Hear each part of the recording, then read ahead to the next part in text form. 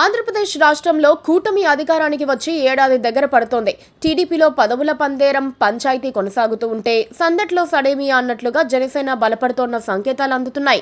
40 ఏళ్ల పార్టీ అయినా మేము గెలిపిస్తేనే చంద్రబాబు సీఎం అయ్యారన్న ఫీలింగ్ జనసేన వర్గాల్లో పెరిగిపోతోంది. పిఠాపురం ఆవిర్భావ సభలో పవన్ కళ్యాణ్ డైరెక్ట్ గానే తమ మనసులో మాటను బయటపెట్టారు. భయం లేదు, భయం లేదు, భయం అన్నది లేనే లేదు. ఒక దుర్నీతి దుర్జన లోకమంతా ఎదురొచ్చినా భయం లేదు.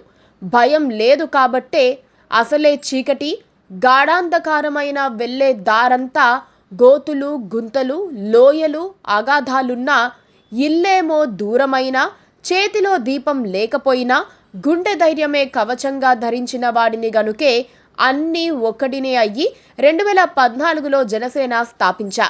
ఓటమి భయం లేదు కాబట్టి 2019లో పోటీ చేశాం. ఓడినా అడుగు ముందుకే వేశాం.